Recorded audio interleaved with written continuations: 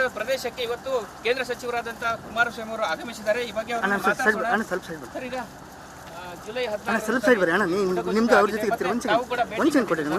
ಅಧಿಕಾರಿಗಳ ಮಾಹಿತಿ ಬರ್ತಾರೆ ಸರ್. ಸರ್ ಹೇಳಿ ಸರ್, ಬಂದು ನೋಡಿದ್ರೆ ಸರ್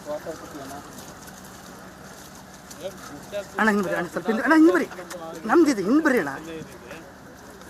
ಅಣ್ಣ ಮೊಬೈಲ್ ಹಿಂಗೆ ತಗೋರಿ ಅಣ್ಣ, ಅಣ್ಣ ಹಿಂಗೆ ತಗೋರಿ, ಮೊಬೈಲ್ ಹಿಂಗೆ ತಗೋರಿ ಅರವಿಂದ್ ಅಣ್ಣ, ಮೊಬೈಲ್ ಹಿಂಗೆ ತಗೋರಿ. ಪೊಲೀಸ್ ಹಿರಿಯ ಅಧಿಕಾರಿಗಳು ಎಲ್ಲರೂ ಜೊತೆಗೂಡಿ ತಕ್ಷಣ ಅನಾಹುತನ ತಪ್ಪಿಸ್ಲಿಕ್ಕೆ ಪ್ರಯತ್ನ ಪಟ್ಟಿದೆ. ಬಟ್ ಅನಾಹುತ ತಪ್ಪಿಸ್ಲಿಕ್ಕೆ ಸಾಧ್ಯ ಇಲ್ಲದೆ ಇರತಕ್ಕಂಥ ಒಂದು ರೀತಿಯಲ್ಲಿ ಇದು ಘಟನೆ ನಾವು ಯಾರೂ ಊಹೆ ಮಾಡದೇ ಇರತಕ್ಕಂಥ ರೀತಿ ಆಗಿರ್ತಕ್ಕಂಥ ಘಟನೆ. ಮೊಬೈಲ್ ತಗೋರಿ, ಮೊಬೈಲ್ ತಗೋರಿ. ಈ ಒಂದು ಇತ್ತೀಚಿನ ದಿನಗಳಲ್ಲಿ ನಮ್ಮ ರಾಜ್ಯದಲ್ಲೂ 2018ರಲ್ಲಿ ಕೊಡಗಿನಲ್ಲೂ ಆದಂಥದ್ದು ಘಟನೆಗಳು ನಾವು ನೋಡಿದ್ದೇವೆ.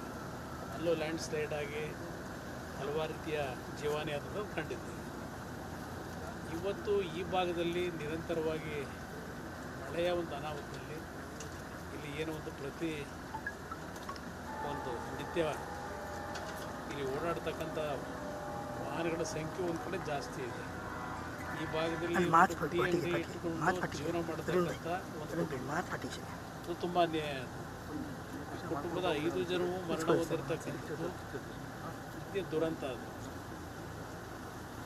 ಅದಕ್ಕೆ ನಮ್ಮ ಜಿಲ್ಲಾಡಳಿತ ಎಷ್ಟೇ ವೇಗವಾಗಿ ಬಂದು ಕೆಲಸವನ್ನು ನಿರ್ವಹಣೆ ಮಾಡಲಿಕ್ಕೆ ಪ್ರಯತ್ನ ಪಟ್ಟರು ಜೀವ ಅಂತೂ ಉಳಿಸ್ಲಿಕ್ಕಾಗಿಲ್ಲ.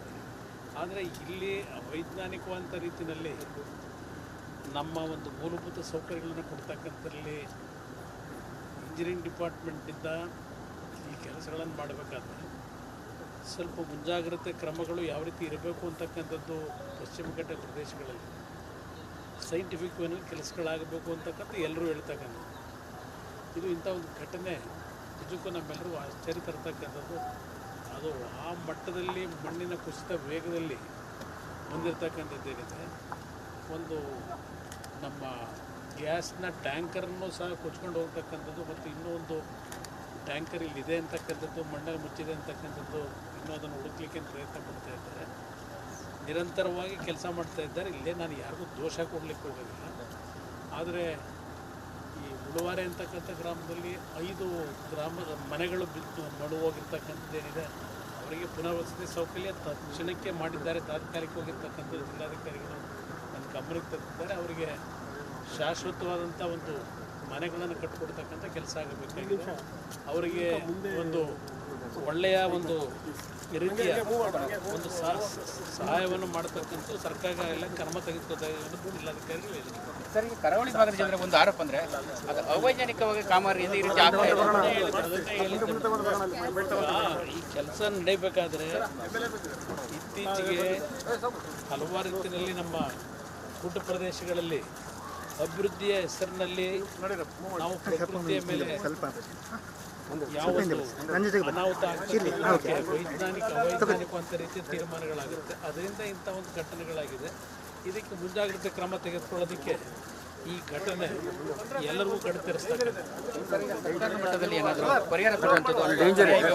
ಈಗಾಗಲೇ ಕುಟುಂಬಗಳಿಗೆ ಜೀವನ ಆಗಿರ್ತಕ್ಕಂಥ ಕುಟುಂಬಗಳ ಪರವಾಗಿ ಇರ್ತಕ್ಕಂಥವರಿಗೆ ಪರಿಹಾರ ಕಲ್ಪಿಸ್ತಕ್ಕಂಥ ಈಗಾಗಲೇ ಸರ್ಕಾರ ಏನು ತೀರ್ಮಾನ ಕೊಟ್ಟಿದ್ದಾರೆ, ಪರಿಹಾರ ಕಲ್ಪಿಸಿದ್ದಾರೆ.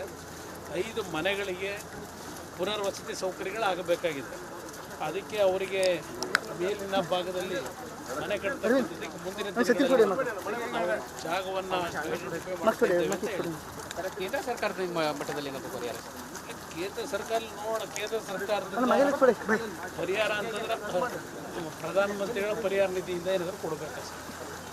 ಅದು ಪ್ರಯತ್ನ ಪಡ್ತೀವಿ.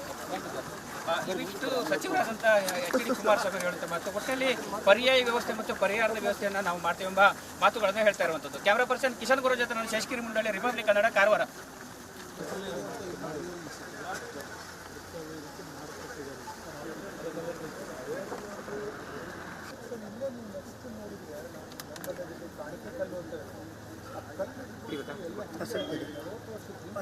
ಪ್ರೊಟೆಕ್ಷನ್ ಮಾಡಿದ್ವಿ ಸರ್. ಇವ್ರೇನು ಮಾಡಿದ್ದಾರೆ, ರೋಡ್ ಹಾಕಿ ಸಿಮೆಂಟ್ ಮೆತ್ತಿದ್ದಾರೆ.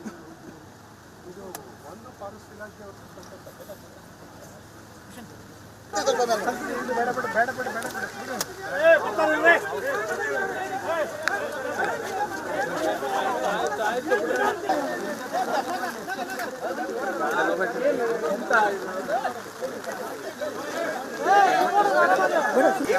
ಚಿಕನ್ ಮಾಡಿದೆ ಚಿಕನ್ ಮಾಡಿದೆ ಅಲ್ಲಿ ಮಾಡ್ಕೊಂಡು ಬಂದೆ